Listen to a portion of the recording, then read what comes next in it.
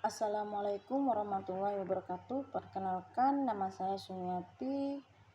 Saya dari Prodi PAUD kelas 2C. Nomor NIM saya 25096480011. Saya akan membahas materi yang kelima, ilmu kalam, yaitu pemikiran Jabariyah dan Qadariyah.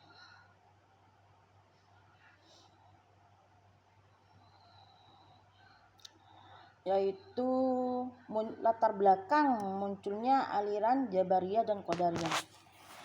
Pada dasarnya, Jabariyah atau dengan tambahan ya nisbah yang menunjukkan suatu aliran atau kelompok, dipahami sebagai suatu pemahaman yang menyatakan bahwa manusia berbuat dalam keadaan terpaksa atau majbur dan sepenuhnya bergantung pada kekuasaan Allah Subhanahu wa taala. Perdebatan mengenai takdir dan kebebasan manusia mulai muncul sejak masa awal perkembangan Islam, khususnya pada abad pertama Hijriah. Hal ini tidak bisa terlepas dari dinamika sosial dan politik yang terjadi saat itu, terutama pada pemerintahan Bani Umayyah. Aliran Jabariyah muncul dalam konteks upaya sebagai pihak untuk menekankan kekuasaan mutlak Allah Subhanahu wa taala. Pemahaman ini juga sering dikaitkan dengan legitimasi politik, di mana segala peristiwa termasuk tindakan penguasa dianggap sebagai takdir yang tidak dapat diubah. Tokoh utama aliran ini adalah Jahm bin Safwan.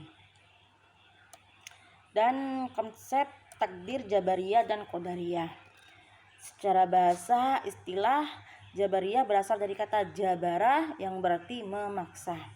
Kata ini menunjukkan adanya unsur keterpaksaan atau tidak adanya pilihan dalam suatu tindakan. Menurut Asy-Syaratani, konsep al-jabar berarti meniadakan perbuatan manusia secara hakikat dan menjandarkan seluruh perbuatan tersebut kepada Tuhan.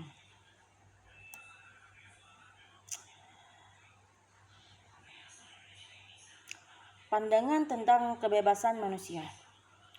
Dalam konteks pembahasan teologi Islam, kebebasan manusia merupakan isu penting yang menjadi perdebatan antara aliran Al-Jabariyah dan Qadariyah. Kedua aliran ini memiliki pandangan yang sangat berbeda dalam memahami sejauh mana manusia memiliki kehendak. Dalam bertindak, aliran Jabariyah berpendapat bahwa manusia tidak memiliki kebebasan dalam menentukan perbuatannya. Segala tindakan manusia sepenuhnya berada dalam kehendak dan kekuasaan Allah Subhanahu wa taala. Manusia hanya menjalankan apa yang telah ditetapkan tanpa memiliki kemampuan. Dan sebaliknya, aliran Qadariyah menyatakan bahwa manusia memiliki kebebasan dalam menentukan perbuatannya. Allah memang menciptakan manusia beserta kemampuan dan akalnya, namun manusia sendirilah yang memilih dan melakukan tindakannya. Tokoh seperti Ma'bad al-Juhani berpendapat bahwa kebebasan manusia ini menjadi dasar adanya tanggung jawab moral. Selanjutnya, perbedaan antara Jabariyah dan Qadariyah. Yaitu perbedaan antara aliran Jabariyah dan Qadariyah terletak pada keduanya dalam memahami hubungan antara kehendak Allah atau takdir dan kebebasan manusia. Kedua aliran ini mewakili dua kutub pemikiran yang saling bertentangan dalam ilmu kalam. Aliran ini perbuatan manusia sepenuhnya ditentukan oleh Allah Subhanahu wa taala. Manusia hanya menjalankan apa yang ditakdirkan tanpa memiliki kemampuan untuk memilih tokoh Jabariyah.